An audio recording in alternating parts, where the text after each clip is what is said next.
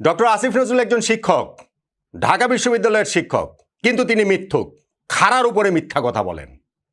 বাংলাদেশের টি-20 বিশ্বকাপে খেলা না খেলা নিয়ে যেই ঘটনাপ্রবাহ ঘটেছে সেইখানটাতে ক্রীড়া উপদেষ্টা ডক্টর আসিফ নজরুল মিথ্যাচার করেছেন এমনভাবেই যে সেটা আমাদের ক্রিকেটারদের ইফেক্ট করেছে, তাদের সারা জীবনের স্বপ্ন নষ্ট করে দিয়েছেন এক সেকেন্ডে।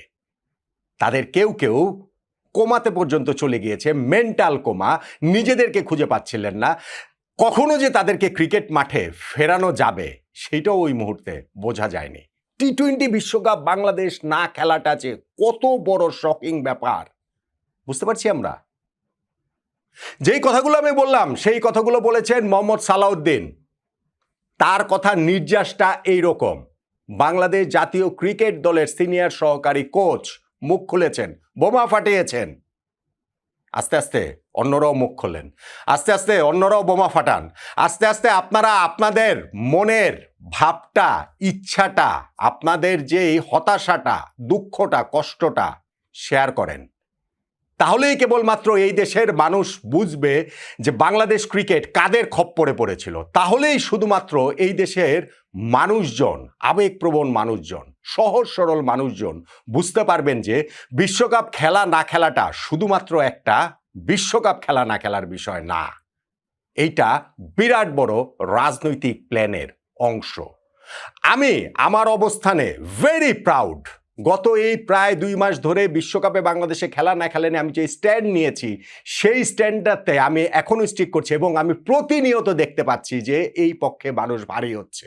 মানুষ বুঝতে পারছে যে আমাদেরকে কিরকম ধোঁকা দেওয়া হয়েছে, কিরকম ধাপ্পাবাজরা আমাদের আবেগ নিয়ে খেলে একটা বিশ্বকাপ আমাদেরকে কষ্ট করে দিয়েছে। কথা বলুন, অন্যরাও কথা বলুন। আজকে সালাউদ্দিন ভাই বলেছেন, বাংলাদেশের কোচিং স্টাফের অন্যরা বলুন, আমাদের ক্রিকেট বোর্ডের অন্যরা বলুন, আমাদের ক্রিকেট প্লেয়াররা বলুন, আমরা সবাই সেই সত্যটা জানতে চাই। আমরা এই ক্রিকেট পাগল বাঙালি জাতির সামনে এই ভণ্ডদের মুখোশ উন্মোচন করতে চাই, যেন আর কখনো কোনো দিন আমাদের ক্রিকেট আবেগ নিয়ে কেউ জিম্মি করতে না পারে।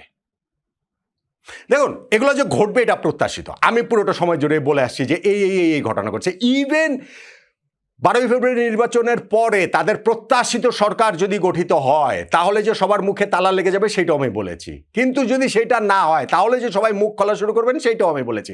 আমি ভাই ওই সময়ও কথা বলেছি, আমি ভাই এই সময়ও কথা বলছি, আমি ভাই সব সময় কথা বলবই। কিন্তু যারা এই পুরো ষড়যন্ত্র, ক্রিকেট ধ্বংসের ষড়যন্ত্রের সাথে জড়িত, এই যে পার্শ্ববর্তী দেশের হেজিমনি আমাদের উপরে চাপিয়ে দেওয়া হয়েছে, ডক্টর আসিফ নজরুল্লাহ যে বলেছেন, তারা ভেবেছিলেন তাদের স্বপ্নের সরকার হবে। যেহেতু সেইটা হয়নি, অন্যরা তাই মুখ খোলাটা শুরু করেছেন। অবশ্যই আমি মোহাম্মদ সালাউদ্দিন ভাইকে এই জায়গাটাতে ধন্যবাদ দিই এবং অন্যদেরকে আহ্বান জানাই মুখ খোলার জন্য। সালাউদ্দিন ভাই কি বলেছেন আমি লাইন টু লাইন সেটা ধরে বলছি। তার আগে আমি প্রেক্ষাপটটা নিশ্চয়ই আপনাদের মনে রয়েছে যে গত 22শে জানুয়ারি আমাদের ক্রিকেট প্লেয়ারদের সঙ্গে ডক্টর আসিফ নজরুল এবং cricket board president Aminul Islam বুলবুল ভাই সহ তারা যে মিটিং করেছিলেন, সেই মিটিং থেকে বেরিয়ে এসে ওই স্পোর্টস অ্যাডভাইজার আসিফ নজরুল ভাই বলেছিলেন যে স্পষ্টভাবে জানিয়ে দিতে চাই যে ভারতে বিশ্বকাপ না খেলার সিদ্ধান্তটা এটা সরকারের সিদ্ধান্ত। অথচ এর 19 দিনের মাথায় তিনি পল্টে দিলেন। জাস্ট সরকার যখন ক্ষমতা থেকে নেমে যাবে তার আগে নির্বাচনের 2 দিন আগে 10 ফেব্রুয়ারি তিনি বলেছেন যে আমাদের কি সিদ্ধান্ত নিয়েছে আমাদের ক্রিকেট খেলোয়াড়রা, ক্রিকেট বোর্ড। হ্যাঁ, এরপরে তিনি একটা ক্ল্যারিফিকেশন দিয়েছেন বটে যে না, এটা আমার কথা একটু ভুল বোঝাবুঝি হয়েছে, তবে ক্রিকেট বোর্ড ও খেলোয়াড়রা আমাদের সিদ্ধান্ত মেনে নিয়েছেন, যে কারণে আমরা সিদ্ধান্তটা ইমপ্লিমেন্ট করতে পেরেছি। মিথ্যাচার, ভণ্ডামি, অসততা কে মেনে নিয়েছে, কারা মেনে নিয়েছে? এবার মোহাম্মদ সালাউদ্দিন যে কথাগুলো বলেছেন আজকে, সেই কথাগুলো শুনুন।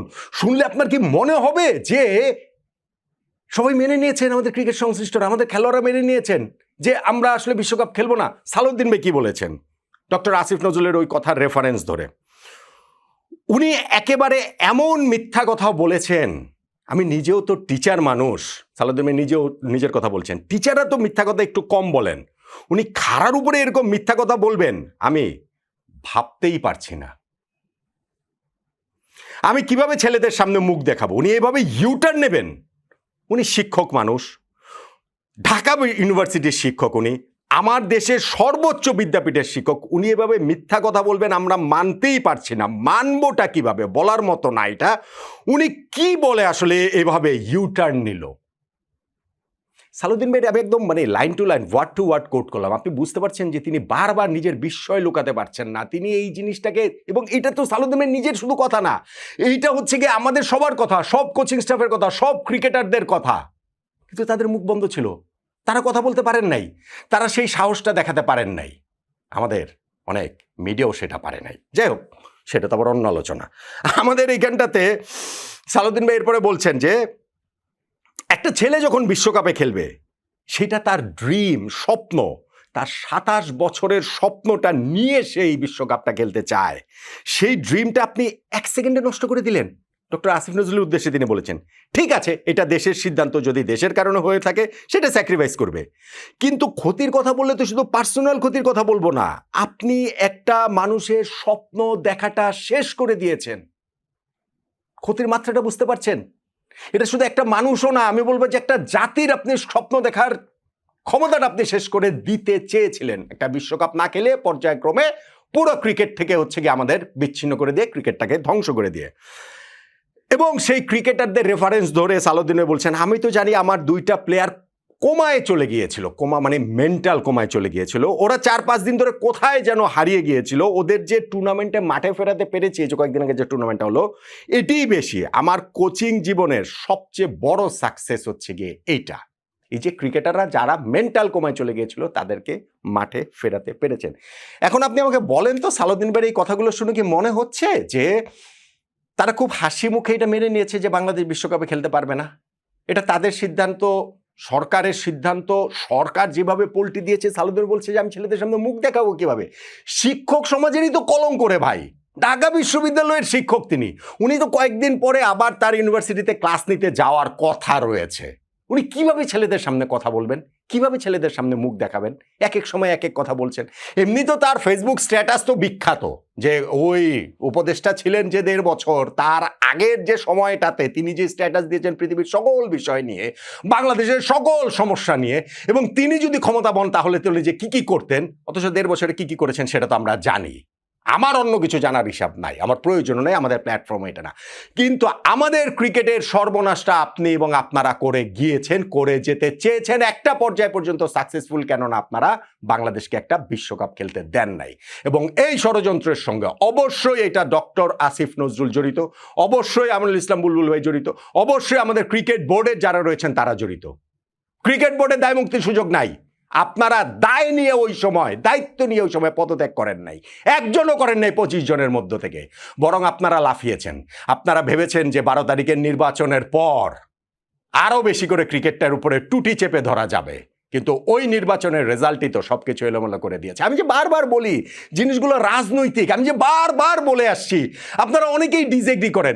জাস্ট আপনি আমাকে একটা কথা একটু বলেন তো দেখি, আজকে মোহাম্মদ সালাউদ্দিন ভাই যেই কথাগুলো বলেছেন, 12ই ফেব্রুয়ারি জাতীয় সংসদ নির্বাচনে যদি এখন যারা সরকার গঠন করেছে বিজয়ী হয়ে তারা পরাজিত হতো, যারা এখন বিরোধী দলে তারা বিজয়ী হয়ে সরকার গঠন করত, সালাউদ্দিন ভাই এই কথাগুলো বলতে পারতেন?